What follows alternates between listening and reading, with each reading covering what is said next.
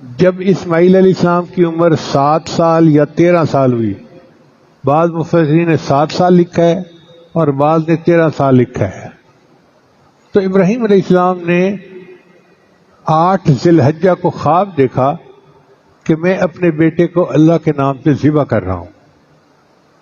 اب جیسے بندہ خواب دیکھتا ہے نا تو سارا دن سوچتا رہ جاتا ہے کہ یہ کیسا خواب تھا، تو ابراہیم علیہ السلام بھی سارا دن سوچ میں پڑے رہے کہ یہ میں نے کیسا خواب دیکھا، اس لیے اس کا نام ہے یوم الترویحہ، سوچ کا دن۔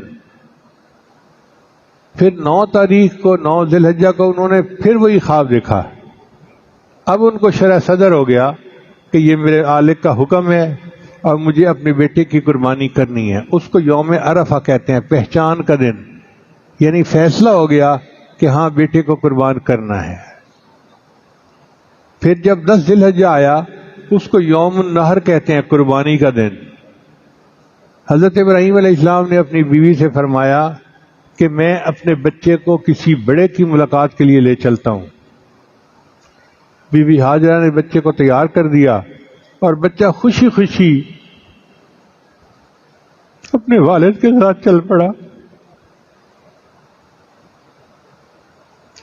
ابراہیم علیہ السلام نے ایک چھری بھی لے لی اور رسی بھی لے لی۔ اب جب چل پڑے تو شیطان بدبخت پیچھے تو نہیں رہتا نا، اس نے سوچا کہ چلو میں پہلے تو بی بی ہاجرہ کو ورغلاتا ہوں نا۔ ایک بڑے درویش کی صورت اختیار کر کے وہ بی بی ہاجرہ کے پاس آیا اور کہتا ہے کہ تمہارا بیٹا کہاں ہے؟ ان کا اپنے بابا کے ساتھ گیا ہے۔ کہنے لگے وہ تمہارا خامن تو اس کو ذبح کر دے گا، ان کا تیرا ناز ہو، وہ اتنے شفیق باپ ہیں اور بچے سے اتنی محبت کرتے ہیں، وہ بچے کو کیوں ذبح کریں گے؟ کہنے لگا ان کو اللہ کا حکم ہوا ہے۔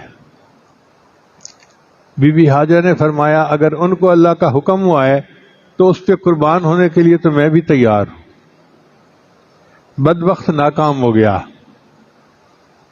پھر دوسرا وار اس نے حضرت اسماعیل علیہ السلام پہ کیا۔ ان کے سامنے آ کے کہنے لگا آپ کو پتہ ہے کہ آپ کے بابا کہاں لے کے جا رہے ہیں؟ ان کا کسی بڑے سے ملاقات کے لیے۔ کہنے لگا نہیں، تمہیں ذبح کرنا چاہتے ہیں۔ اس نے کہا تو نظر تو درویش آتا ہے لیکن باتیں بڑی بری کر رہا ہے، کوئی باپ اپنے بیٹے کو بھی ذبح کر سکتا ہے؟ کہنے لگا ہاں انہیں اللہ کا حکم ہوا ہے۔ جب اس نے یہ کہا تو اسماعیل علیہ السلام نے جواب دیا اگر اللہ کا حکم ہے تو میں اپنے اللہ کے نام پہ قربان ہونے کے لیے تیار ہوں۔